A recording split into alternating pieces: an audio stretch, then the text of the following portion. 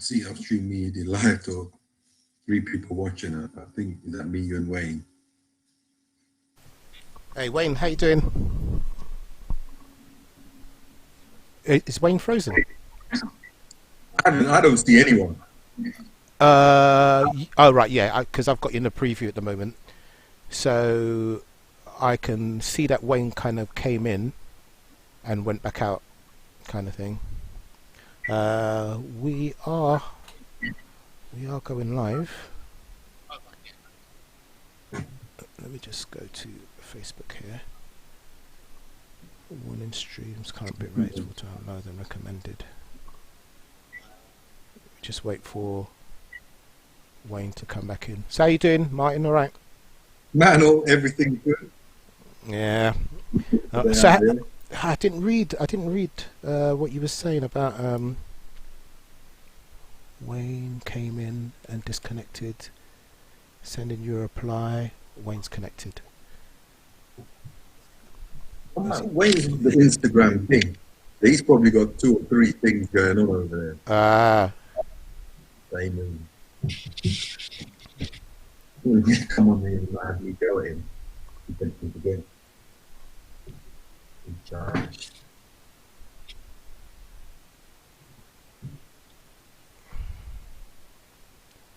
So hold on, I saw your what's it called on your Instagram. Yeah, the picture. Is that what you? Is that the setup you got for it? Yeah, I had to move out. You know that stuff that was going on with all the noise. Yeah, you even Mrs. said, hold on, Mr. Liberal. I know what you're Uh, doing.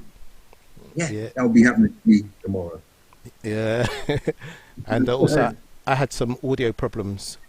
I can hear you guys. All right, fantastic. Uh, good. Yeah, he can hear us. He said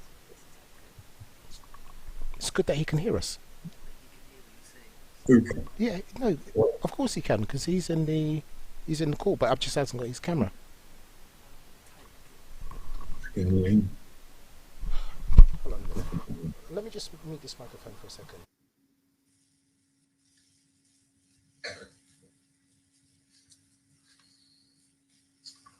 It's good that he can hear us.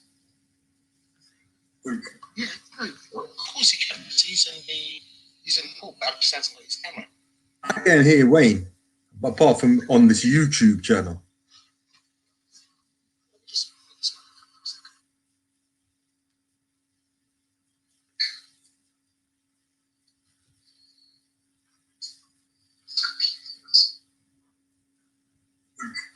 No. So Wayne's just. Can you see what Wayne's just posted? That, yeah. So he's just posted that he can hear us. Okay. I think there's a little delay. Okay, yeah, it's on the live chat. Okay. Are you seeing the little chat window? I didn't even put the chat up, to be fair, now I'm seeing it. Yeah. Let's not spend half an hour just doing this chat. No. They'll sign off real quick. Right. Cool. Because we are. Well, I've got to find a clock somewhere, haven't Yourself. I? Well, we got a couple of minutes still. He's disconnected and he's coming back in. So, 1 minute.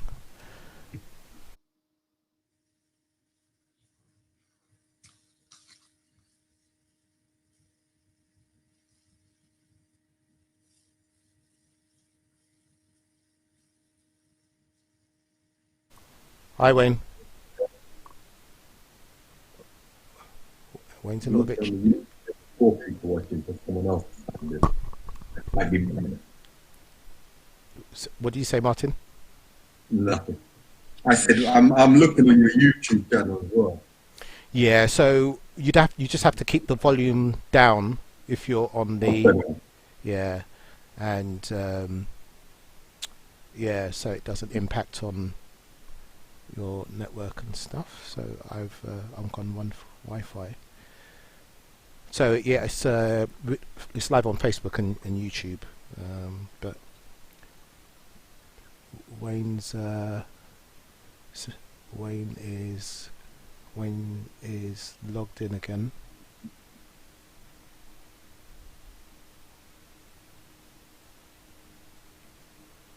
Sending a reply to initiate the call. I think you had a little bit of trouble yesterday as well, though, innit? Getting in. Who? Me or Wayne? No, Wayne as well. I think you know. Obviously, the first time it's always going to be a bit challenging. So, how are we going to kick off this thing? We just let it flow, I suppose. Man, Rupert, you need to start acting. You the boss here. Because I tell you one thing, you need to be careful. Don't just have some YouTube live channel, me and Wayne talking. Because that's just gonna start going sideways. So I'm the moderator. Yeah, maybe, as I said, if you want to come up with a point, I'm okay with whatever. Mm. If you want to, like, if there's anything you want to, as I said, the focus of the platform, you want to start into, then we can do that. Otherwise, I can go back and forth with Wayne all day. Yeah. So, but other than that, if you've got something you want to take first, or we just see how it comes out. Yeah, for real. I mean, easy. I certainly wasn't intending to have my face on this thing at all. Let me tell you something. A lot of people do that. Back in the day, I was meant to be a DJ for some rap group. Yeah. Before too long, I was one of the lead MCs. Just doesn't work. Hold on, I'll be there and play, mate. I don't think I've added you on. Yeah, wait, I can see him. I can see Wayne. Hold on, let me just make sure he's. 1 minute, Wayne. Hey, Wayne, how you doing? I'm good. How are you? Yeah, not too bad. I think we just got just the top of your head kind of thing at the moment, though. Yeah, that's better. That's it. I can't see neither one of you. Not yet, but you will in a minute because we're still in the preview. We're still in the preview mode. Not too bad.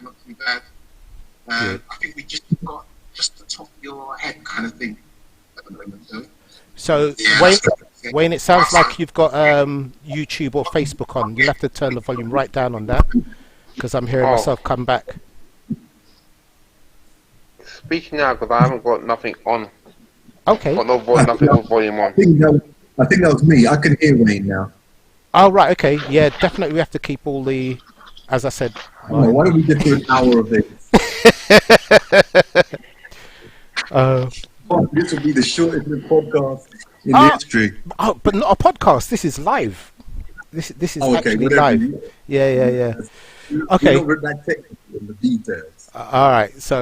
Cool. Right. So, what do we reckon? We're just going to see it. Are we saying maybe it might be 15 minutes, or as a soft launch, or just see how it goes? It works for me. Yep. Okay. Works for me. All right then. So, top of the hour, almost. I'm going to fade over. I'm just going to introduce myself, and we'll just roll with it and say what we've been doing and what we're testing at the moment, or trialing, if you like. Yeah. Yeah, let's go. 3, 2, 1. Here we go. That's Finally. Okay. So, I hope you can hear me okay. I'm Rupert.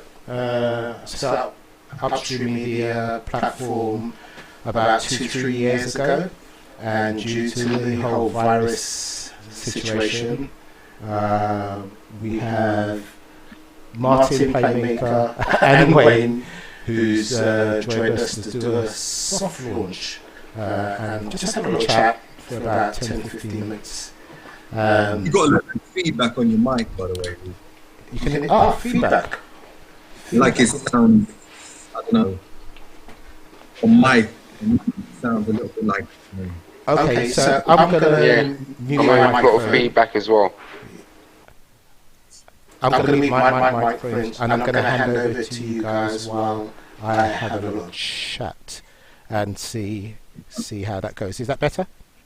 That's better. Way better. Yeah, excellent. So with the whole kind of situation we have here with this kind of setup, I'm still familiarizing myself with some of the elements as well. So we've got no idea on the technical side. No idea. What we do is we just sign in, and from my side, the brief I was given is you want us on here talking semi-recklessly about the state of English basketball. Tell me if I'm wrong. Tell me when I'm doing too much. We're just here to chat amongst ourselves as people that have a vested interest in the sport, and for people to interact with that. I'm sure it's not going to be reckless. You see, sorry. You see nothing. It's about to be reckless. Wayne. Yeah. Okay. But yeah, I mean, shall we introduce ourselves, or how you want to do that? Absolutely. Let's just be free. Okay, quick one. Oh, come on. My name is Martin and Gottfried. Used to play basketball many years ago, and now I'm doing some coaching and so on. I got to know Ruben, Upstreamedia, the #1 streaming platform in the country for basketball, by the way. Let me just make that clear. And we always have these conversations offline. So he thought, hold on, why don't we come online? I said, all right, I'm good with that. We like to talk. And we're just trying to, we're talking who else has interesting opinions, and maybe opinions that aren't being heard out there. Hence why my nemesis up there in that box, aka Mr. Wayne Henry, good friend, but I threw the nemesis in there too. Brought him on, and he's got a lot of things to say too. So we're just going to be on there talking reckless. There's a no snitching policy, by the way. I need a disclaimer. And let's do it. And Wayne? I'm Wayne Henry. The older I get, the better I was. I'm here right now I'm coaching at under 18s basketball at Bricks and Top Cats, and trying to help young men in the journey of life. Fantastic. Okay, so I'll say another thing. I used to play with Wayne, and we played, I think, in the BBL from about 97, would it have been? Correct, yeah. I like 97. We both came up playing at the same time in South London as youngsters at a time when basketball was, nowhere near as big as it is today, in the opportunities that are out there regarding facilities and so on. But we had a sheer love for the game. And to be honest, we ate, slept, dreamed everything basketball. And there was a little community of that day who nowadays, still quite a few of them are into coaching, are still around the scene. So myself coming back into the game, I got to meet a lot of them. Imagine what it's like showing up at Brixton and seeing this guy there. But now he's there, he coaches my son sometimes down there. We've got a great program going on. And it's learning and seeing some of the issues we saw back in the day that may be still going on in English basketball.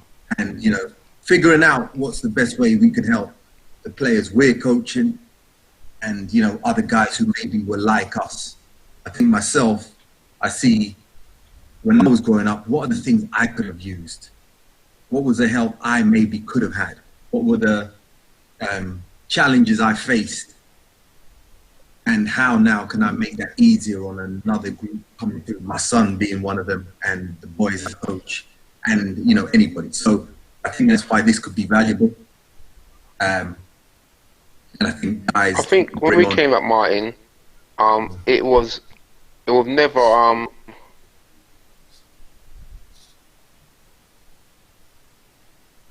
I think we might have just lost Wayne on some network issues. And we are network.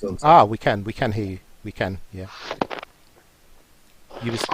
But now, like every kid, like when I was young, when we first started, when I was trying to chase this dream, Martin, no one was really going to America. It was like golden child to go. Understand? Then I think maybe after you graduated, a few more people started going, but it wasn't like it is now, where every kid's saying, "I'm getting on the flight, I'm going to school here, there, or wherever." Which is obviously a better thing. It is a much better thing than what we experienced, but it's not actually. I don't know if actually helping basketball in. We were never good enough growing up. We were never thought we were good enough to go to America. And going to America means it's stamped you as being a very good player.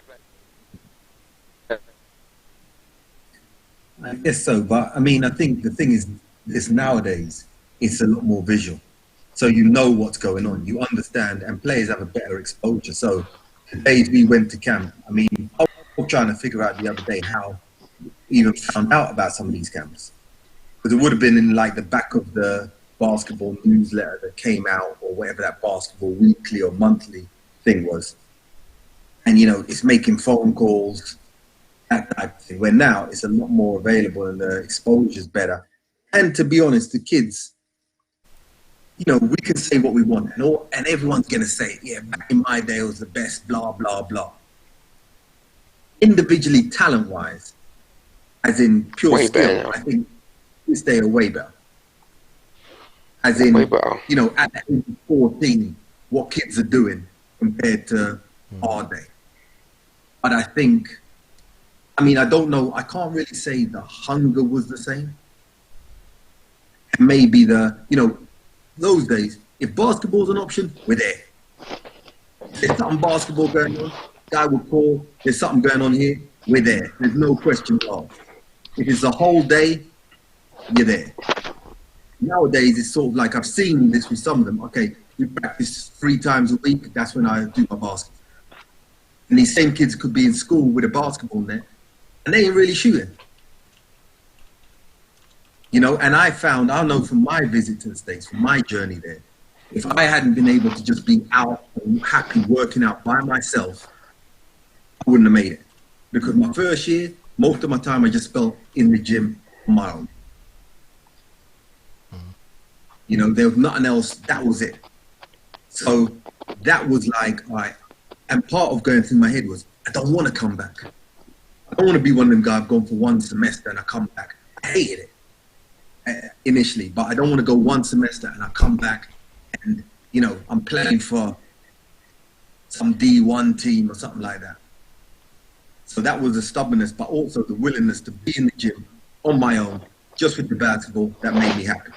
And I know with you, Wayne, I'm sure it's the same thing. Because I've seen you many a time, just you in the gym with the basketball. Oh, that was just my brief obsession. I was obsessed with it. I'm still obsessed with it, and it blows my mind the amount of kids that come with excuses why they can't make training or why they're not working out, but want to be the best player they can be. Those things don't equate in my mind. You can't be halfway pregnant. So either you're in this or you're not in it.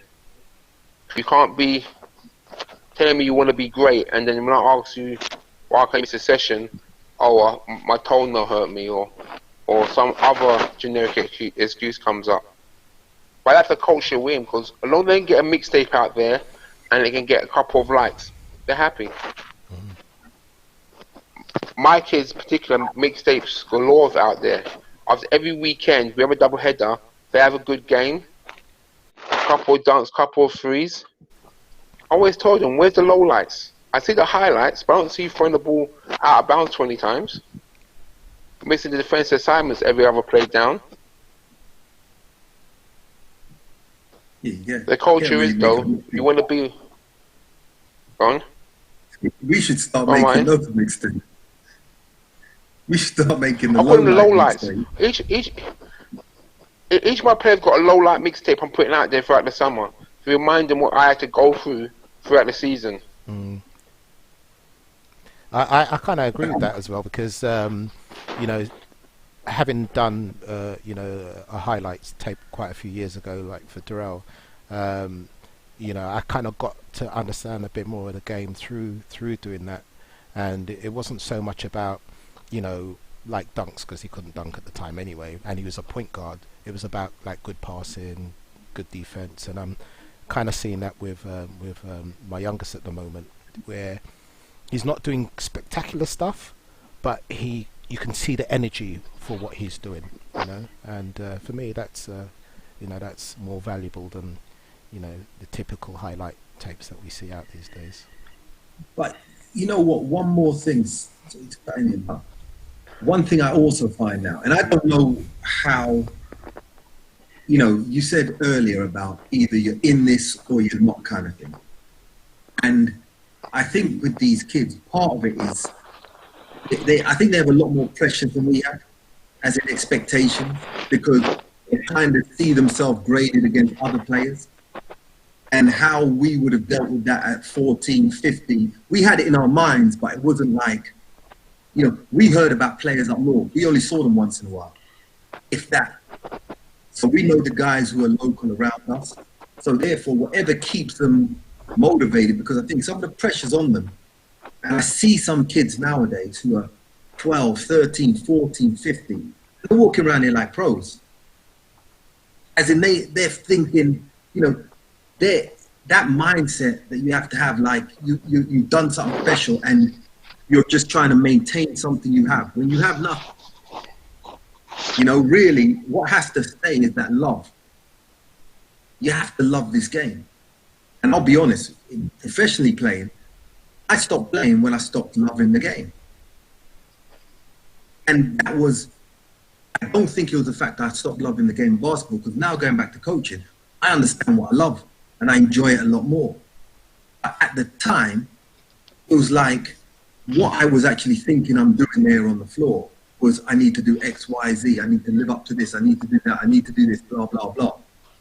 Instead of just being out there and loving this game and trying to get better. And the rest will kind of sort itself out. So still keep it quite light. Where now the players, man, they're coming out and they're thinking, man, if I don't aspire this, my career's done. Or if I don't do this, it's over. What is aspire? Like, you don't say aspire quite a lot, but I don't know if I hear it. I'm not. I think one of my younger female players attend aspire, like once a month or every 6 weeks or so, right? Yeah, it's like every month. So basically, it's supposed to be the England pathway. I mean, some old nonsense. When they go down there, they train for a tournament at the end of the year. So it's selecting players from the region. They trained all year. They trained all year for one tournament. Once a month. Well, and that's questionable now, isn't it? So it's like under 15s, under 13s, and sort of what it's trying to do is highlight who the better players are. So then from there, they're going to pick players for the national team, and so on and so forth. Can I ask you a question, please? Can I ask both of you a question, please? Mm-hmm. Both of you are avid basketball fans, right? Mm-hmm. Let's not get too carried away.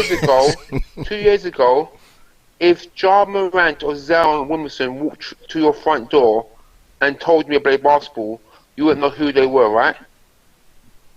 Yeah. So picking players at 13 and 15 and streamlining for the national team is the most nonsense I've heard in my life. You've heard more We're nonsense taking nothing on board. No. It is really nonsense, because that might be a pathway to playing for the national team. And what the pathway national team is, go and then you find players that have got some athletic ability and some eye ankle nation, and see what they can develop. But they don't have the system to register people at the beginning of the year. So you're expecting a lot. That sounds hot. But the reality is the licensing system at the beginning of the year nearly brought the whole thing down. So now we have to find every player and have someone evaluate them, and who evaluates. But so I get where Wayne is with this, you know. Go on. So I mean, I think in that, you know, it depends on why you get involved with the sport. So for some people, it's like friendship, recreation, exercise, you know, and you know, in the environment that you might be in more than certainly where the programs that I've been involved with, it's more about character building and it's keeping people. A lot of feedback is lagging. Is it still? Yeah. Okay. Is it all right for you, Martin? I'm good with it. Yeah. Yeah. So so I get that. You know, maybe the pathways and the whole Aspire, which was maybe APC before, doesn't feature. Just media, sorry. Doesn't feature so much, you know, with your program, and that's cool. It's it's not for everyone, really. For some people, certainly when my eldest started to play, he was just playing local league basketball in a school round the corner. But then he wanted to kind of like get more involved, join other programs. He saw himself, getting further in the sport. So we had to find programs that was going to facilitate that for him. Mm. And to be honest with you, for the Aspire, it's not like first of all, you only do once a month. So there's only so much the coach can do when you're down there with a bunch of different guys. All I like about it is you get to play against the better players in the region. And the reality is they need to have more avenues for that to happen. Whether they get anything out of it, I think in the long term, I think it's easy to look at these things from a position of somebody who's been through the system. We've all been jaded by the system in a certain way, and we can pick holes in it. But at its baseline, don't get me wrong, we're paying for it as well, but at its baseline, they get to see other players of their age group in their region. And then if they get to the tournament, they get to play against different players in the country. For that part, man, I think it's worthwhile playing. Now, as a pathway, and if it's... I love a tournament. Martin. Yeah, I love a tournament, Martin. You know me. I put a tournament on every weekend if I can. But I don't think we should label things as pathways. And that put a lot of pressure on kids. That, as you said, to be in a pathway to play in England or Great Britain, that's quite an establishment. And I don't know if these kids at 13 or 15 are really on that pathway. That's a point. That's a good point. And that's the thing, and you see it, and I've seen it blatantly. It starts from under 11. And you see the kids who are sort of entitled at 11. They're on the team, they're the best at that age. Come 15, everything changes. And everything changes every year. And to be honest with you, one issue I have with it, but this, I'll say it with my son. The first time he went, he didn't get in. And that was maybe the most driven he'd been. Because now you see them all coming with their T-shirts. You feel left out. Now you have to say, what do I do? Am I the one who wants to fight to get in it? I always believe it's better being an outsider. Now, maybe I'm wrong, but I always been motivated by being that outsider, having to fight for something you get. And I think one of the problems we have in this country in general, the players early on who are being targeted or whatever, a lot of them maybe they're given more than they earn, some of them, and therefore they're not really experiencing what it's like to battle for your spot.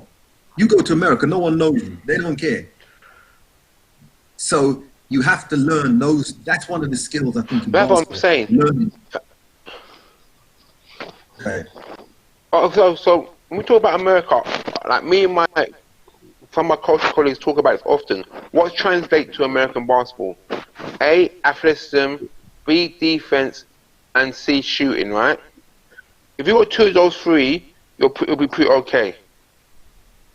A lot of the times I see play in England, they do stuff and I say to myself, that does translate into no other basketball than this BS under 18s we're playing right now. You're playing at home and you're bully boying your way to the basket.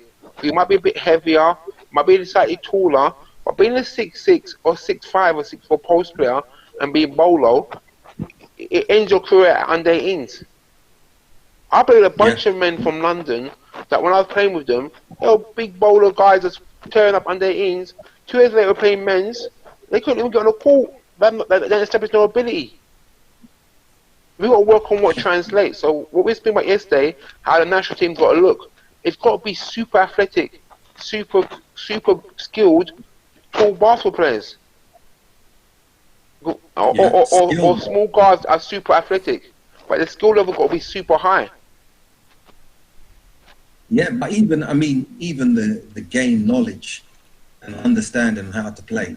I think in America, anyway, as a coach, players on the court that make you feel comfortable, you leave them on the court.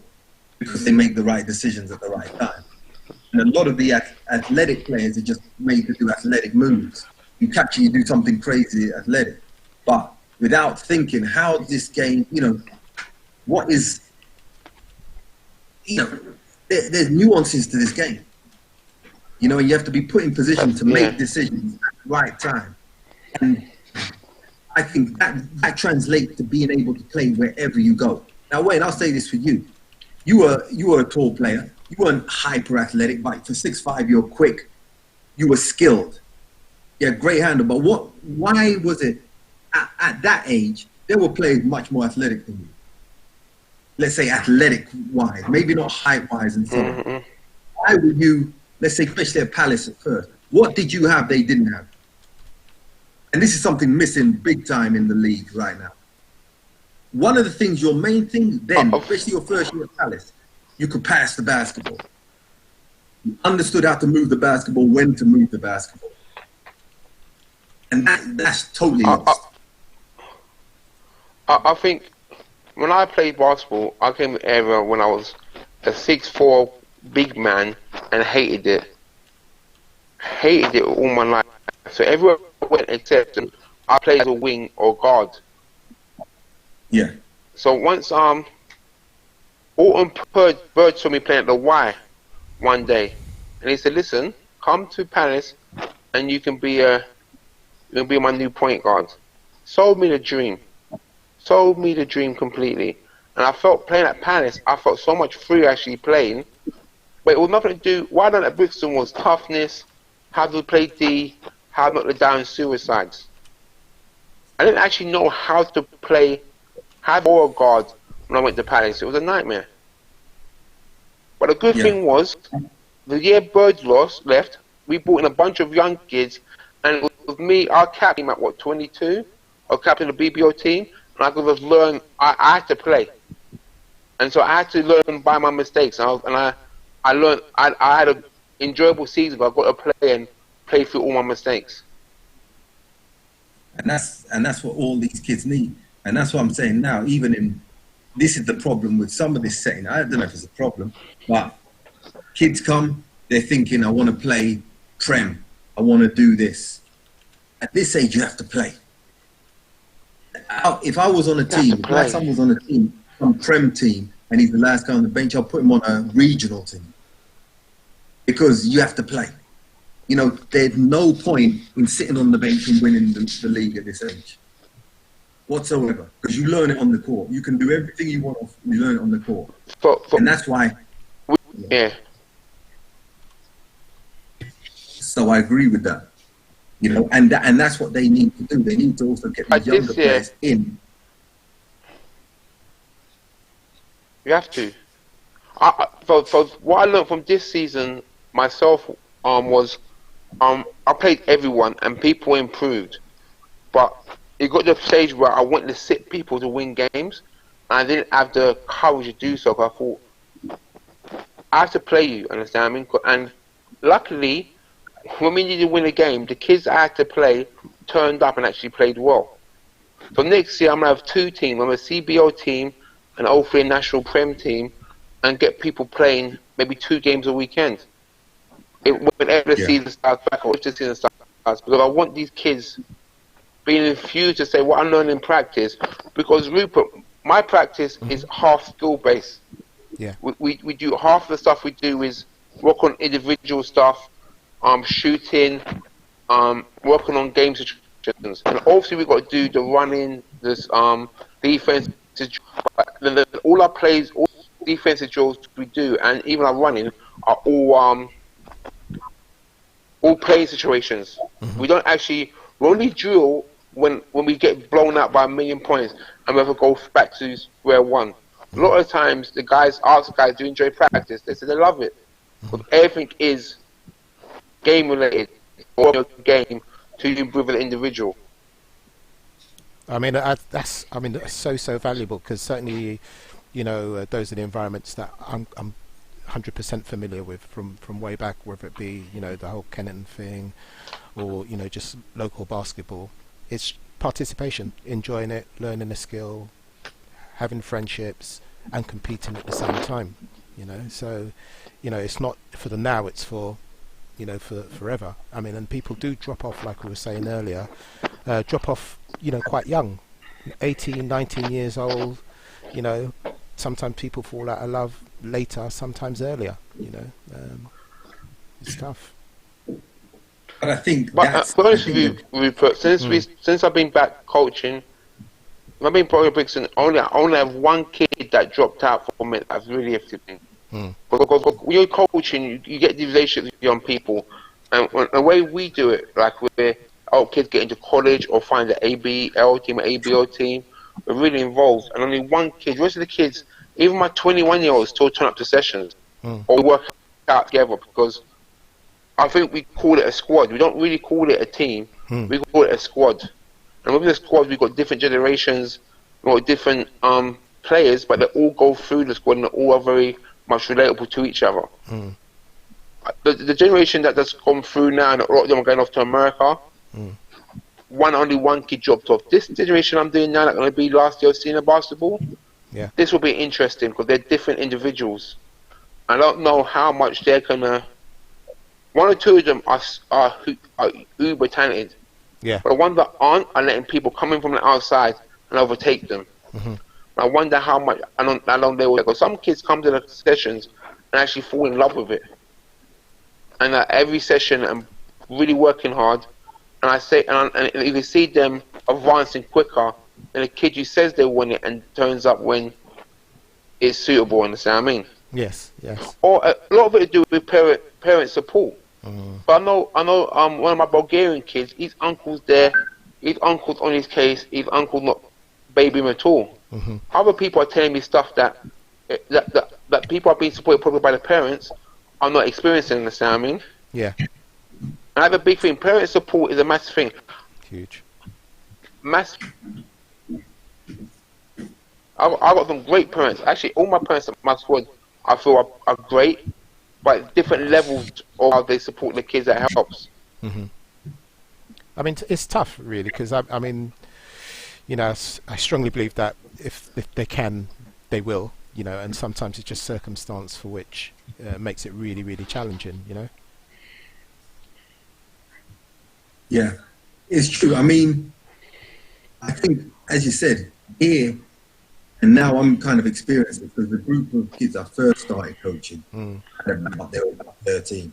So now they've just finished their first year of under 16, and they're the first set. When I think first being at the club I'm at now, it was a bit more of just a family atmosphere club. You know, you show up, whatever's whatever. You know, which there's a place for that. Yeah. But at the same time, I think there was a little bit of fear that if you get too intense with certain things, you know, you're going to lose a player. Obviously, finances play a role. All of these things play a big role in modern day basketball, keeping it going. But I found in the group here, and to be honest, the way I practice, I don't think it's not as hard or as strict as some of the coaching I came up with. But as you said, I think the more you push the kids, the more they respond. We're the same, because when we've been to practices, my junior coach, man, he was off. You know, he was just running. But you wouldn't want to miss a practice. You wouldn't want to miss it, mainly because you know your boy's going to be there. And, you know, there was even that, you want to say, all right, whatever he can do, I can do it. And I think one thing I found about the States, when you first got there, your teammates, you're competing against them. And it's a, you know, here you can, sometimes here in England, I think, Wayne, you said this yesterday, the hierarchy is set at 13 and it doesn't change. You see some team, the point guard is the point guard from 13 through to 18. No one challenging the hegemony, let's say. Okay, whereas in the States, you get there, the guy, hey, what's up? Yeah, you good? Blah, blah, blah. This guy's coming to take you out first practice and make you look bad. And it's the same thing in the pros. Because, man, I don't want this guy taking my job. We're teammates and all of that, but we're both battling for the same thing. And if you're just going to let me take over you, I'm going to challenge you. And that's a healthy thing. Because I think it makes you really battle and get better. And I find that more now in my team, because there's no starter. You know, the guys who earn it get it. And And if somebody comes and he's earning it, he gets it. And it's not just earning it by making a couple shots in a game. Yeah. And so he knows, okay, if I work hard enough, and I have players coming to me, and I have parents coming to me, my son could play more, and you did and blah, blah, blah. The other thing I say is, if anything, you can have the whistle. If you want to coach him, I don't really know how. But number two, it's not just seeing this kid in games. I've seen what this kid does. I think one thing I learned this from Wayne. I go to his practices. They start their practices just shooting or dribble handling, doing the skill stuff. And the kids in there, and these kids are some of the best shooters I've seen in this country. But they'll sit there and just methodically go through it. They're not sitting there messing around. The focus isn't off because they bought into the ideal. They've seen the improvement. They buy into it. On my team, the guys who buy into it are the better shooters. I mean, for And me, it's simple as that. And for me, I often have the conversation around, if you're talking about college in the States, it's more about it being a vehicle to education and a vehicle to a different kind of life experience. So, but of course you have to be competitive at a certain level for you to be awarded like a scholarship, and for those that don't need a scholarship, then it's not an issue, is it? You just go and pay your way. But for most of us in the context we're talking about, it's really about trying to get to that level where you can have that scholarship. And for me, it's not really just about how good you are as a player. It's like what you get from it as a whole life experience, because there's guys that I've seen like through the whole kind of England thing over the years that have gone to college, come back, and they're not playing anymore, but they've got good jobs, and it's appears to have given them so much. So yeah, it's about that too. I mean, I think it's 100% about that. I'll tell you, everything I've done, I think anything I've done in my life, the core of it came from my basketball training. As in, maybe just the will not to give up, maybe staying positive in down times, maybe the energy to keep self-starting and pushing yourself. And that's what it's all about. But I think, sorry to cut you, Martin. Yeah. But I think as well, what you're saying as well is that the belief in yourself is so important, because we've been in places where the coaches hate on you, but you believe in yourself. You're able to A, be the person you say you are, which is that integrity is very hard at times, and B, be able to look yourself in the mirror. And on your point, Rupert, the reason why I try to get these kids, improve these kids, is so they can have their life experiences. My best times were on the court, but I had such great times with Martin in Holland, or with other teammates in Spain or Germany. I had such great times just living life and then experiencing and meeting new people, that a lot of the predetermined things I had about people or cultures are completely gone. I lived within the cultures, and my relationships with people are relationships I have even now. Understand what I mean? Yeah, I do. Yeah. And that's true. Only a short-lived time, but what it can offer you if you really dedicate yourself to it is something that can change your life. Absolutely. Yeah. My job, my ex-wife, I met them all through basketball, and all those things happened because I was around basketball. Yeah. And even now, it's like I see a lot of the guys who we used to play with, and the camaraderie don't change. It's like anywhere you go, any country you go to, back in the day, you get on a basketball court, within a few minutes you got friends. Common language. Right? It's in anywhere you're at. And I hope that still goes on. Because I see now, the funny thing I see now, I see a lot of junior teams, they go to other places. Guys don't talk to the other players. I don't know if it's like game face, getting ready, or even after the game. I mean, it's like, it is a fraternity. And at the end of the day, back in the day, me and Wayne played on different teams. When we see each other, we're still talking.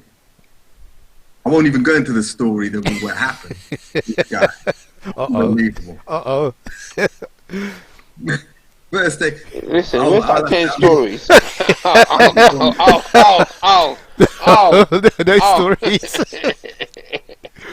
I'm going to go on the story. here's what happened, right?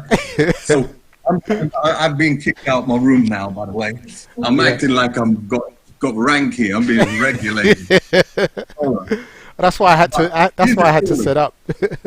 So we were first year playing, and I was at Towers, and I weren't getting no run or little run, nothing. So I come in. I think we were playing Palace. And I think that game that game I started because Dan Lloyd, who was actually my coach, great guy, coach at World Student Games. He was assistant coach to Gator.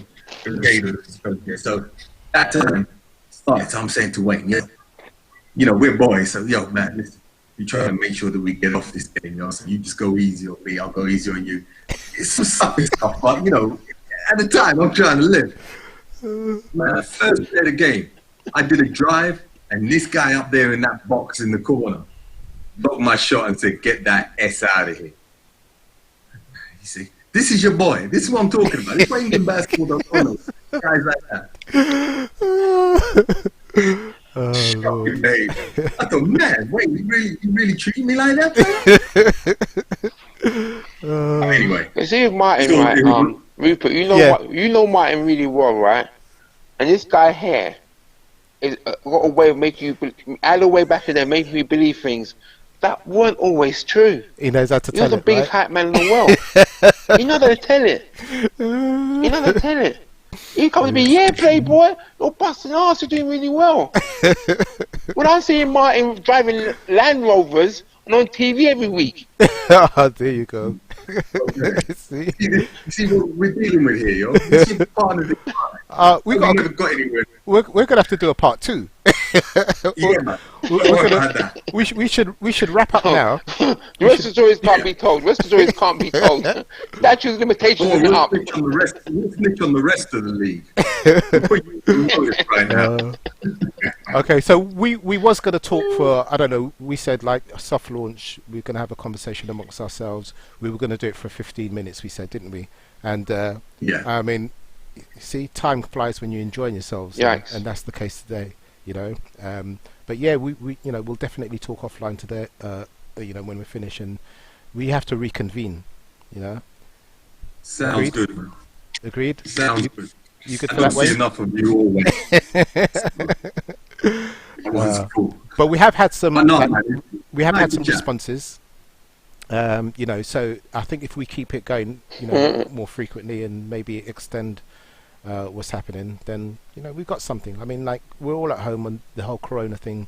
Is it Corona, wherever it's called, going on? We got time. So 6 o'clock every day. If we try and do something.